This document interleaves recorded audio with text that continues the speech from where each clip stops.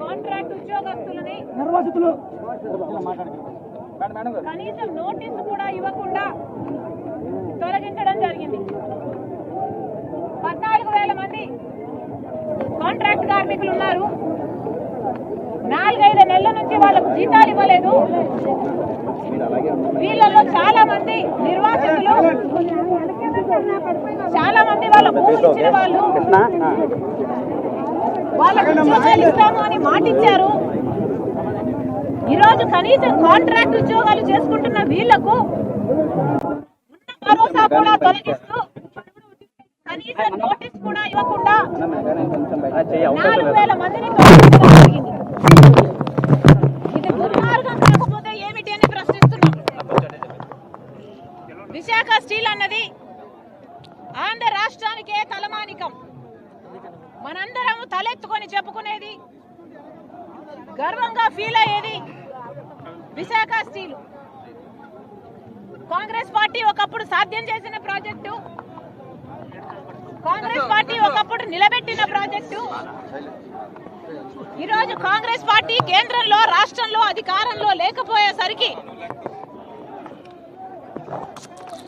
గత కొన్ని సంవత్సరాలుగా తెలుగుదేశం పార్టీ అయినా, ప్రభుత్వం అయినా, వైసీపీ ప్రభుత్వం అయినా, ఇప్పుడు మళ్ళీ తెలుగుదేశం ప్రభుత్వం వచ్చింది, కనీస భరోసా లేకుండా పోయింది ఈ ఉద్యోగస్తులకి. వాళ్ళ జీవితాల మీద అయితేనేమి, ఫ్యాక్టరీ కోసం అయితేనేమి. అంచెలంచెలుగా విశాఖ స్టీల్ నీరు గారుస్తూ వస్తున్నారు టీడీపీ అయినా, వైసీపీ ప్రభుత్వాలైనా. ఎందుకు అని అడుగుతున్నాం. ఈ భూముల మీద మీకు కన్నుంది, ఇది ప్రైవేటైజ్ చేయాలని మీకు ఆశ ఉంది.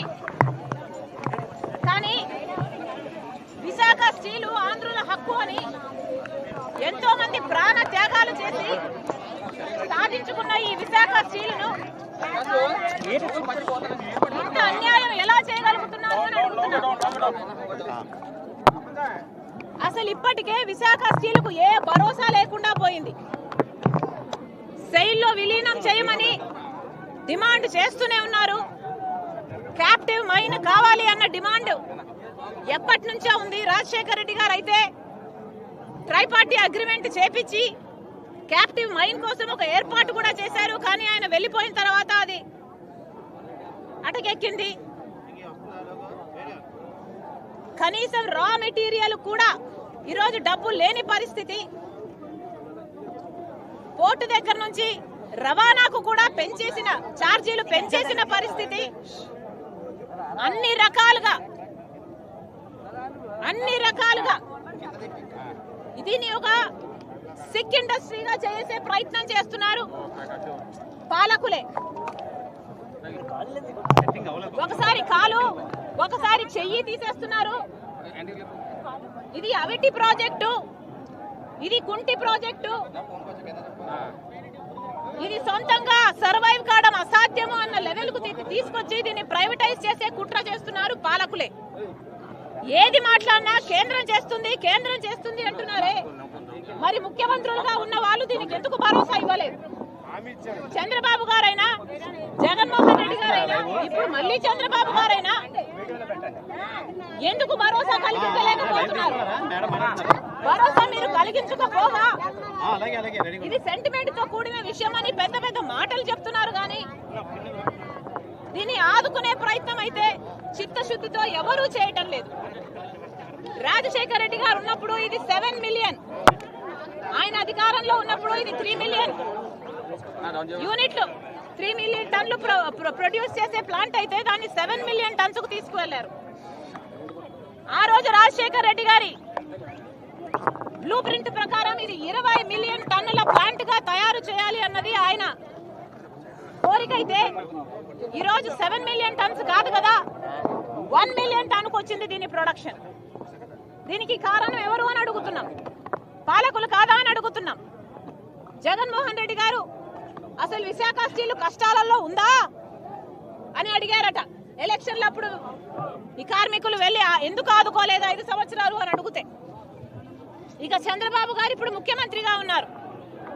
మాటలు చెప్పడం తప్ప ఒక్కటి కూడా ఒక్క రకంగా అయినా వీళ్ళకు భరోసా ఇవ్వకపోగా ఈ రోజు 4,000 మందిని ఉద్యోగాల నుంచి తొలగించారు అంటే మీకు ఎంత చులకన భావం ఉందో, విశాఖ స్టీల్ పట్ల ఎంత చిన్న చూపు ఉందో వేరే చెప్పనవసరం లేదు.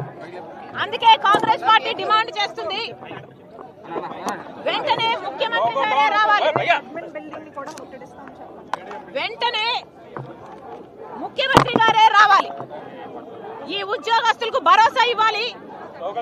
ఈ ఉద్యోగస్తులు 14,000 మందికి కాంట్రాక్ట్ ఉద్యోగస్తులందరికీ పర్మనెంట్ చేస్తున్నాము అని చంద్రబాబు గారు వచ్చి చెప్పాలి. ఈ ప్లాంట్ కు క్యాప్టివ్ మైన్ కూడా ఏర్పాటు చేస్తాము అని చంద్రబాబు గారు చెప్పాలి. సెయిల్ లో కూడా దీన్ని కలిపే ప్రయత్నం చేస్తాము, లేకపోతే బెయిల్ అవుట్ ప్యాకేజ్ అనౌన్స్ చేస్తామని చంద్రబాబు గారే వెంటనే వచ్చి స్పందించాలని కాంగ్రెస్ పార్టీ డిమాండ్ చేస్తుంది. ఈ రోజు కాంగ్రెస్ పార్టీ రాష్ట్ర రోకో చేస్తుంది, కానీ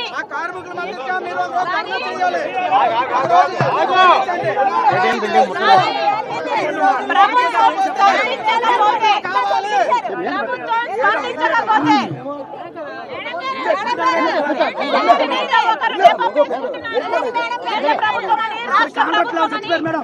కాంగ్రెస్ పార్టీ హెచ్చరిస్తుంది, అడ్మిన్ బ్లాక్ ని ముట్టడిస్తాం.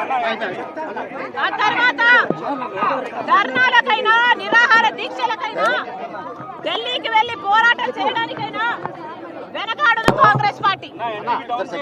మళ్ళీ విశాఖ స్టీల్ కాంట్రాక్ట్ ఉద్యోగస్తులకు 4,000 మందికే కాదు, 14,000 కాంట్రాక్ట్ ఉద్యోగస్తులకే కాదు, మొత్తం అందరు ఉద్యోగస్తులకి భరోసా ఇస్తుంది కాంగ్రెస్ పార్టీ. ఇద్దరు చనిపోయారు.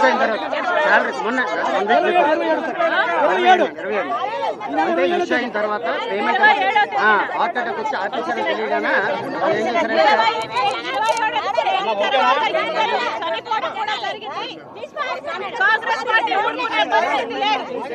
హెచ్చరిస్తున్నాం, చంద్రబాబు గారు వెంటనే రావాలి, భరోసా ఇవ్వాలి.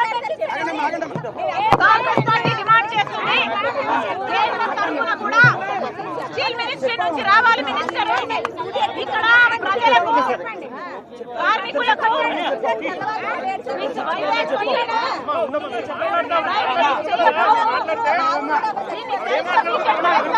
గ్యారెంటీ ఇచ్చేంత వరకు కాంగ్రెస్ పార్టీ పోరాటం చేస్తూనే ఉంటుంది.